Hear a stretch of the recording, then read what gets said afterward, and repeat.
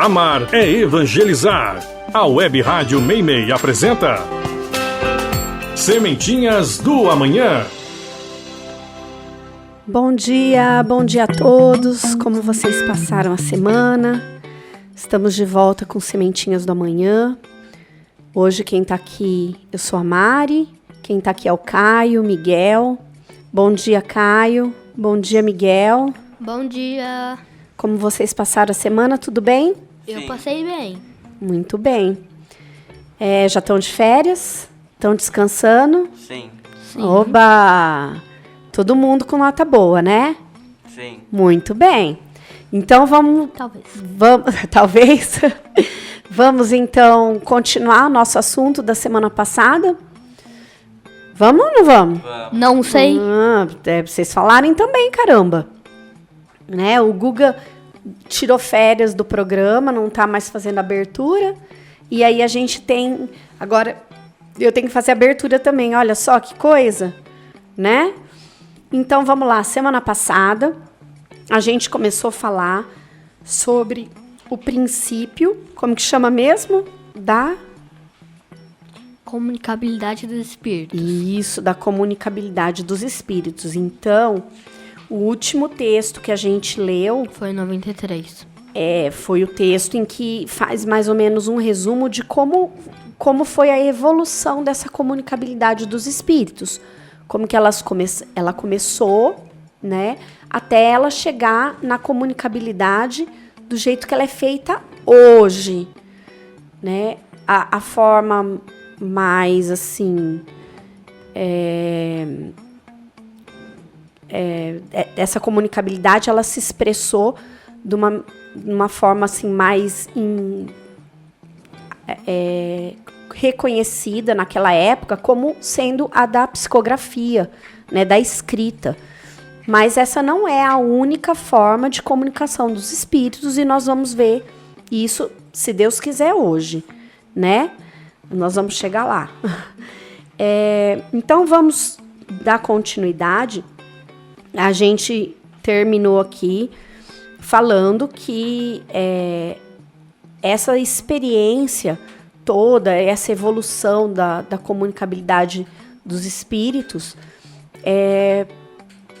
foi a base de um dos pilares da doutrina, que é o científico, porque todos os questionamentos que eram feitos e as coisas que os espíritos falavam, às vezes eles falavam coisas assim muito pontuais sobre o que tinha acontecido com ele se identificava, falava alguma coisa que tinha acontecido com ele que só alguém da família dele sabia.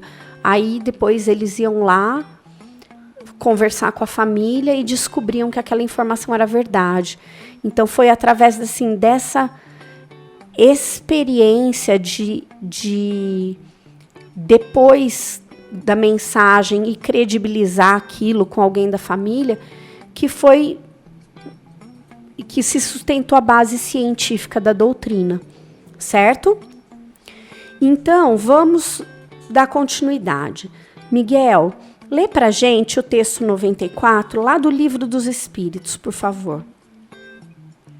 Kardec nos lembra: as comunicações com os seres de além-túmulo tiveram por resultado nos fazer compreender a vida futura, nos fazer vê-la, nos iniciar nos princípios das penas e dos gozos que nos esperam. Segundo os nossos méritos, e por isso mesmo, conduzir ao espiritualismo aqueles que não admitiam em nós mais do que uma máquina orgânica. Assim, tivemos razão de dizer que o espiritismo matou o materialismo através dos fatos. Não tivesse ele produzido mais do que isso, e a ordem social lhe teria de ser reconhecida. Mas ele fez mais. Mostra os inevitáveis efeitos do mal e, por conseguinte, a necessidade do bem. O número dos que ele conduziu a sentimentos melhores, neutralizando as suas tendências más e desviando do mal, é maior do que pensa e aumenta todos os dias. É que para eles o futuro já não se apresenta de maneira vaga, mas é uma realidade que se compreende, que se pode explicar, quando se veem e quando se ouvem os que nos deixaram lamentar-se ou felicitar-se pelo que fizeram na terra. Quem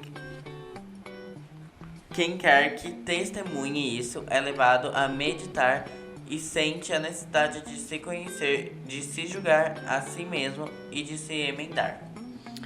Muito bem. Então aqui ele lembra a gente, né, que essas comunicações fizeram com que nós entendêssemos que a vida continuava, que então existe uma vida futura, que existe a lei da causa e efeito, né? Então a gente conseguisse entender as penas e os gozos que a gente, né, as penas, ou seja, os sofrimentos, e os gozos, as coisas boas, né, que a gente vai gozar em razão das nossas atitudes, o conseguir as coisas pelo mérito, evolução pelo mérito, e muitas outras coisas, né, a esperança de um futuro melhor, e assim, eu acho que a comunicabilidade dos espíritos, ela foi extremamente importante, principalmente para a visão que se tinha da morte, né? Porque até então, meninos, a visão que se tinha da morte era como se fosse um fim, né? Um fim. E se você errou, acabou. Você errou uma vez, você viveu 80 anos, mas você deu uma escorregadinha no tomate, você dançou, né? E os espíritos mostram que não tem uma regra geral, cada caso é um caso, cada pessoa é uma pessoa, cada espírito é um espírito, cada um traz a sua bagagem. Não é porque você fez uma coisa de ruim que isso apaga as coisas boas que você fez. Então existe uma compensação dessas coisas, entendeu? Embora nós tenhamos mencionado ao ler esse texto, vocês sabem me dizer como que se chama esse mecanismo que os espíritos se utilizam para se comunicar com nós que estamos desencarnados? Não. Vocês não sabem como que chama? Não. A pessoa... médium. A pessoa, o mecanismo é a mediunidade, né? Porque é uma qualidade que aquele espírito encarnado tem. É uma facilidade, é como se ela fosse um canal de comunicação entre o encarnado, né, o mundo material e o mundo espiritual.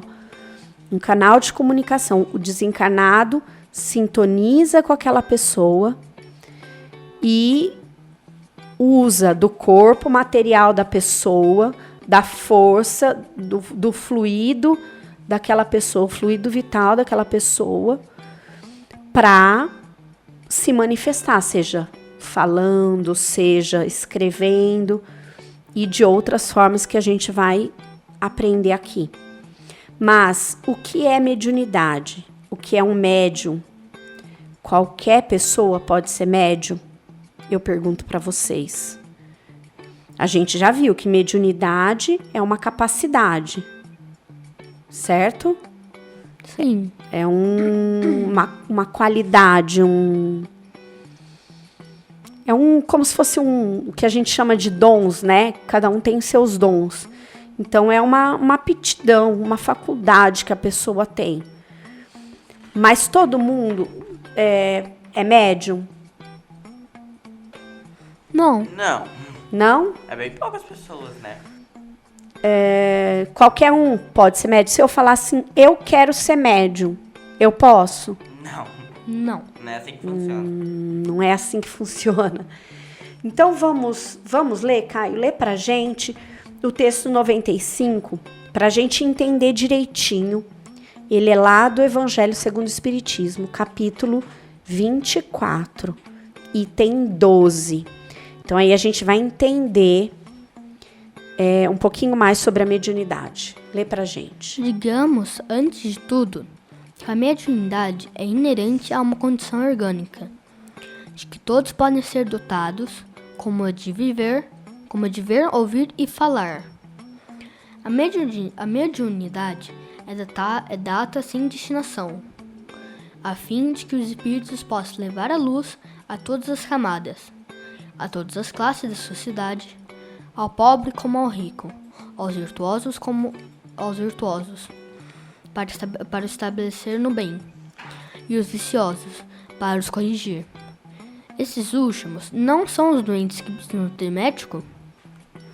E ocorreu que, estando Jesus assentado à mesa numa casa, eis que, vindo muitos publicanos e pecadores, se sentaram a comer com ele e com seus discípulos.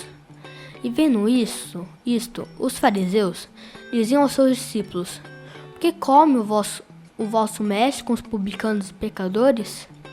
Mas ouvindo-os, Jesus disse: os sãos não têm necessidade de médico, mas sim os enfermos. Mateus, capítulo 9, versículos 10 a 12. A mediunidade não implica necessariamente relações habituais com os espíritos superiores. É simplesmente uma aptidão para servir de instrumento, mais ou menos dócil, aos espíritos em geral. O bom médium não é, portanto, aquele que te facilita de comunicação, mas aquele que é simpático aos bons espíritos e só por eles é assistido. E nesse sentido, unicamente, que a excelência das qualidades morais é de importância absoluta para a mediunidade. Muito bem. Então, aqui, nesse texto, o Kardec diz pra gente que vocês estão errados. Que a mediunidade é uma condição de todas as pessoas, tá? Ela é uma condição orgânica, ele fala. Todos podem ter mediunidade, mas é diferente, para uma pessoa, para outra é diferente. Alguns têm uma mediunidade mais ostensiva, que é o que a gente conhece hoje, né? Que a gente fala. Hoje a gente designa como médium aquelas pessoas que têm uma mediunidade mais aflorada. Mas, mesmo quem não tenha, não seja instrumento de incorporação, não psicografe nenhuma mensagem, as pessoas que se acham normais, que não são médiums, elas também são, ainda que elas não saibam. Elas podem receber intuição, sintonizar o pensamento, porque tudo isso é uma questão também de treino, de trabalho, né? Como tudo na vida da gente, para andar a gente não teve que aprender a engatinhar, depois a gente foi levantando, segurando nos móveis até que a gente foi andando e foi treinando e foi melhorando. A escrita é a mesma coisa e a mediunidade também é assim. Quanto mais você estuda, você aprende a controlar seus impulsos, você fica mais acessível. Quanto mais você se conecta com a espiritualidade, mais você fica mais apto a se tornar esse canal de comunicação. Entenderam? Ele fala aqui que a mediunidade não implica necessariamente em ter relação habitual com espíritos superiores. Ela é uma simples aptidão. Ser médium é servir de instrumento para os espíritos em geral. E em razão disso,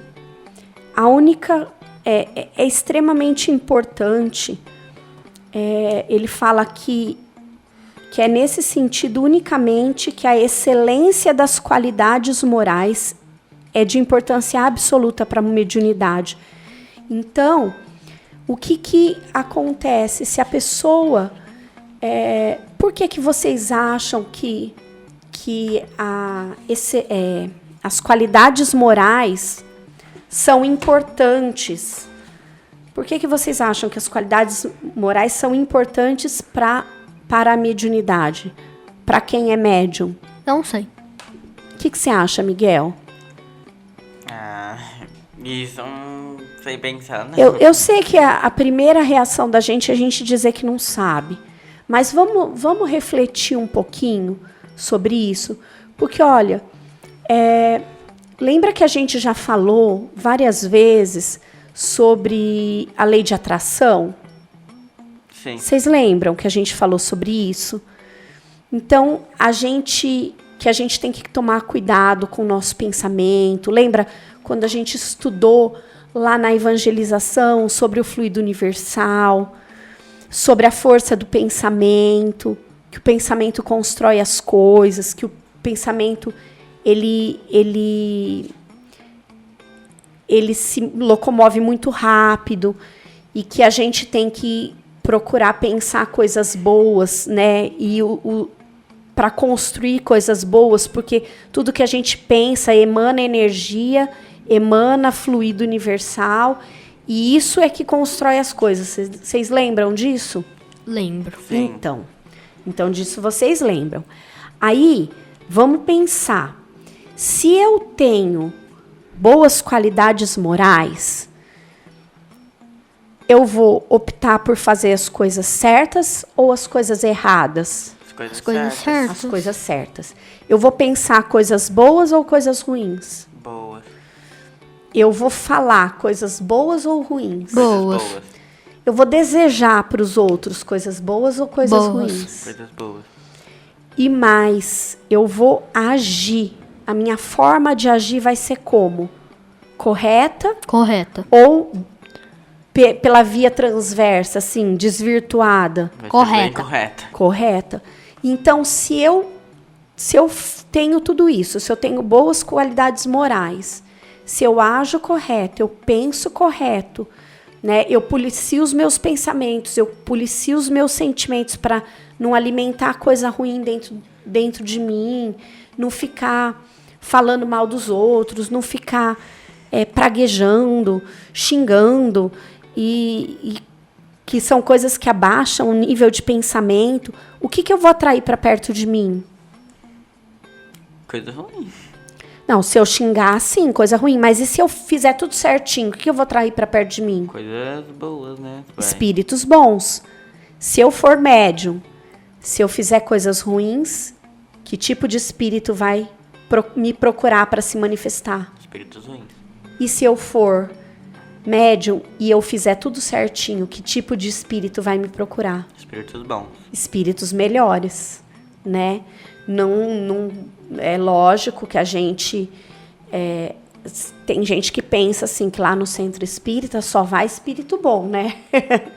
Mas é que essas pessoas nunca foram num trabalho mediúnico, porque a maioria dos espíritos que se manifestam no trabalho mediúnico são espíritos que estão sofrendo, que precisam de ajuda, né? Mas a gente só vai ter condição de ajudar se a gente tiver uma conduta correta, né? Se a gente pautar a nossa vida com base naquilo tudo que Jesus ensinou. Por isso que as leis morais lá de Jesus, que a gente estudou alguns programas atrás, elas são extremamente importantes para a gente.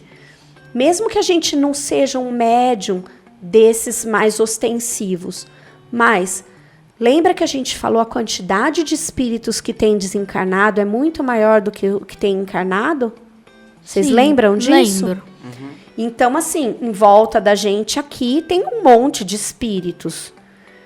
Se a gente tiver uma conduta boa, a gente vai atrair para perto da gente espírito que se sintoniza com o que a gente sente, com o que a gente pensa, com o que a gente fala.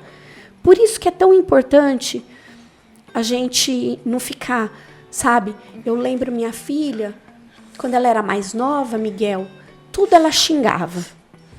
tudo ela falava palavrão, tudo ela xingava, e eu falava assim para ela, para de falar isso. Ai, mãe, você é chata. Eu falei, mas não é por isso. É porque você, quando a gente fica praguejando, reclamando de tudo, falando palavrão, xingando, a gente abaixa o nosso nível vibratório, né? Então, aí a gente vai dar brecha, porque tem um monte de espírito bom e ruim. Se eu estou numa sintonia boa, os ruins não vão se sentir confortáveis de chegar perto de mim. Mas se eu baixo a minha sintonia, lá, agora a Mariana está num nível bom, num nível que a gente quer. Vamos lá. Chega perto de mim, aí começa a me influenciar, né? Influenciar as minhas atitudes, os meus pensamentos. Aí você começa a pensar coisa que não deve, coisa errada. Começa a alimentar sentimentos que não são legais. E isso vai virando uma bola de neve, né? Então, olha como é importante isso. Caio, lê pra gente. É você o próximo? Foi o Miguel que leu? Não, fui eu. Então, Miguel, lê pra gente o 96, Miguel. Por favor. 159. Toda pessoa que sente a influência dos espíritos, em qualquer grau de intensidade, é médium. Essa faculdade é inerente ao homem. Por isso mesmo não constitui privilégio e são raras as pessoas que não a possuam, pelo menos em estado rudimentar. Pode-se dizer, pois, que todos são mais ou menos médiums. Usualmente, porém, essa qualificação se aplica somente aos que possuem uma faculdade mediúnica, bem caracterizada, que se traduz por efeitos patentes de certa intensidade, o que depende de uma organização mais ou menos sensitiva. Deve-se notar ainda que essa faculdade não se revela em todos da mesma maneira. Os médiums têm geralmente aptidão especial para esta ou aquela ordem de fenômenos, o que os divide em tantas variedades quanto são as espécies de manifestações. Muito bem. Então, aqui ele diz o seguinte, que toda pessoa sofre a influência dos espíritos, em qualquer grau de intensidade. Toda pessoa que sente é médium.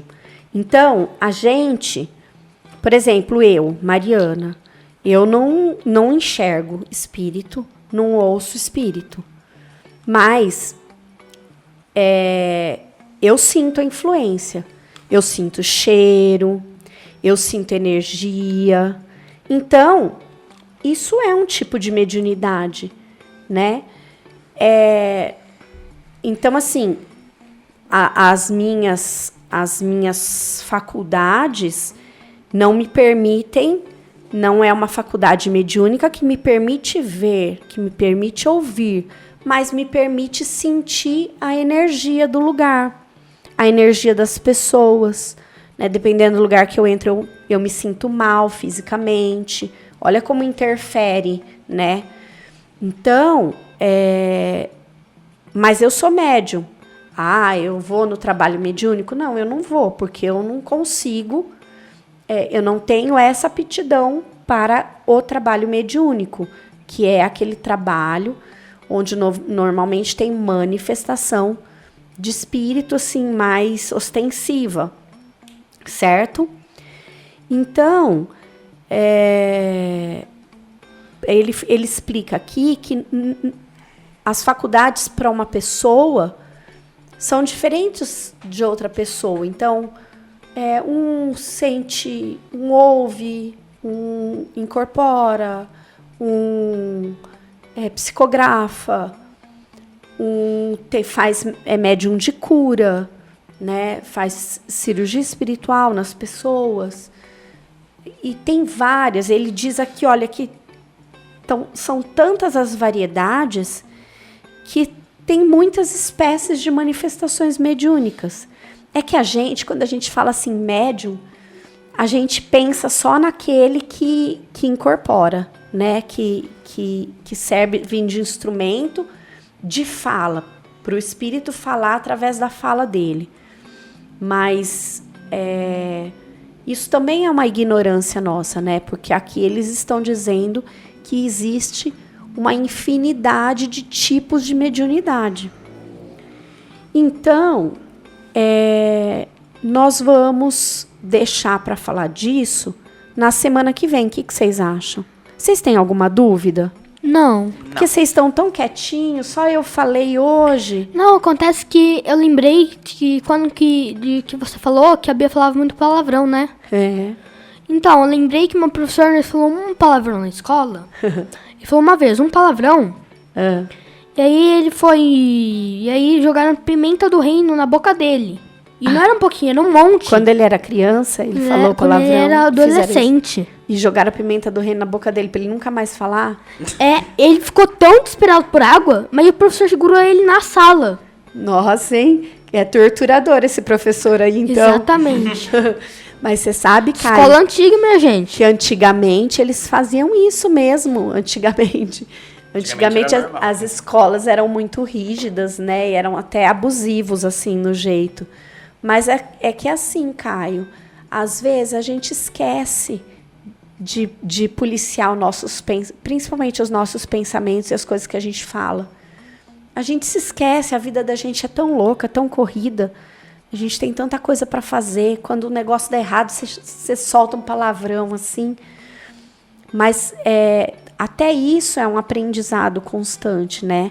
Porque conforme a gente vai se conscientizando, a gente começa a hora que você...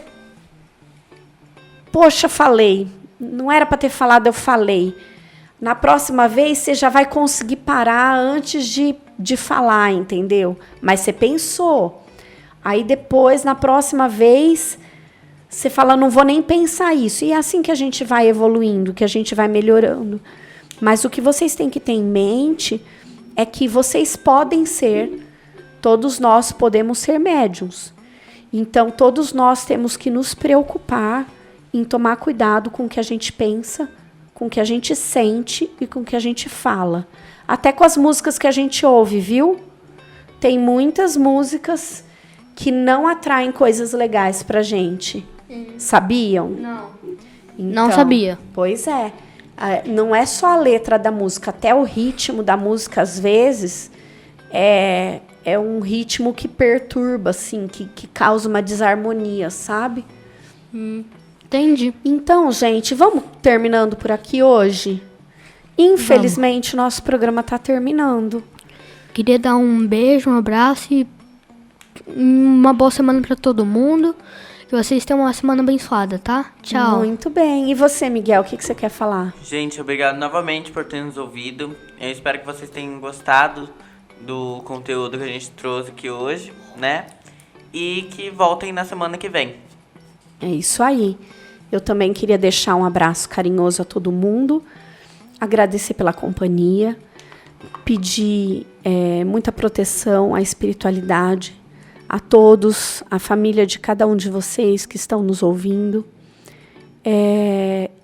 e lembrar que aqueles que perderam os programas anteriores, eles podem ser encontrados na web rádio Meimei, né, pelo www.radiomeimei.com.br.